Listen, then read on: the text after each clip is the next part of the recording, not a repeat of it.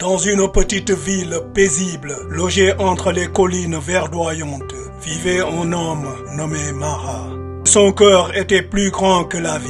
Son sourire lumineux et contagieux rayonnait de chaleur et de bonté, touchant les cœurs de ceux qui le rencontraient.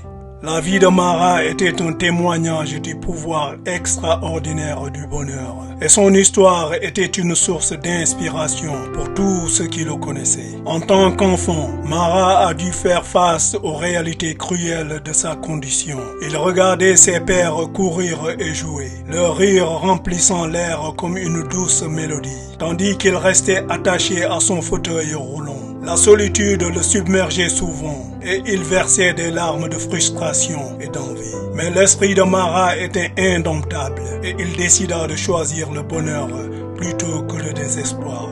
Il se concentra sur les joies simples de la vie. Il s'émerveillait devant la beauté du monde qui l'entourait, les feuilles qui chuchotaient, les couchers de soleil doré et l'infinie étendue du ciel étoilé.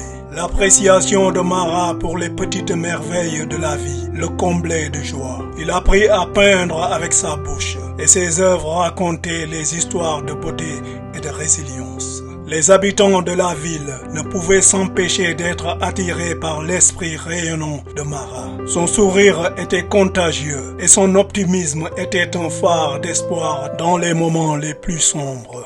Mara devint une source d'inspiration, non seulement pour ceux qui avaient des défis physiques, mais pour quiconque croisait son chemin. Un jour, alors que Mara était assis dans un parc préféré, il remarqua une jeune fille nommée Zuri, assise seule sur un banc, les yeux remplis de larmes, fixant le sol. Il se dirigea vers elle en fauteuil roulant et se présenta avec un sourire chaleureux. L'histoire de Zuri était empreinte de tristesse. Sa famille avait récemment perdu sa maison et son père était gravement malade. Mara écouta les soucis de Zuri avec empathie, les larmes aux yeux. Il ne prétendait pas avoir toutes les réponses, mais il partagea son mantra de vie avec elle. Le bonheur est un choix que nous faisons, peu importe les circonstances.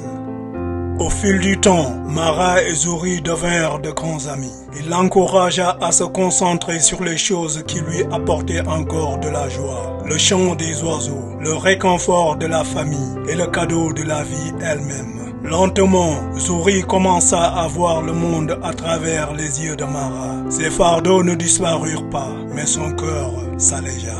L'influence de Mara continua de se propager dans la ville. Les gens qui s'étaient autrefois sentis piégés par leurs propres difficultés trouvèrent l'inspiration dans son esprit indomptable.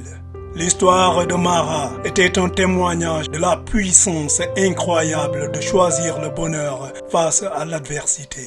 Les années passèrent et la santé de Mara commença à décliner, mais sa positivité demeura intacte.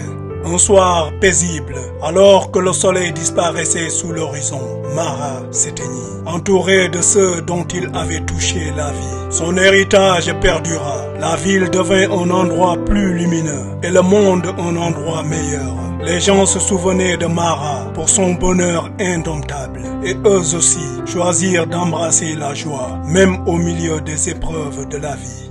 L'esprit de Mara vécut dans le cœur de ceux qu'il avait inspirés, un témoignage de la force incroyable de l'esprit humain. À sa mort, ses œuvres avaient été achetées dans le monde entier et avaient ramené beaucoup d'argent. Il avait peint sur une note retrouvée sous son simple lit en bambou: vendez tous mes œuvres et distribuez l'argent aux enfants déshérités. L'histoire de Mara nous rappelle à tous que le bonheur est un choix et nos circonstances ne doivent pas définir nos vies. En sa mémoire, la ville continua de sourire à travers les joies et d'inspirer les autres en en faire autant. Car le bonheur, comme l'avait montré Mara, était un cadeau que nous pouvions tous nous offrir.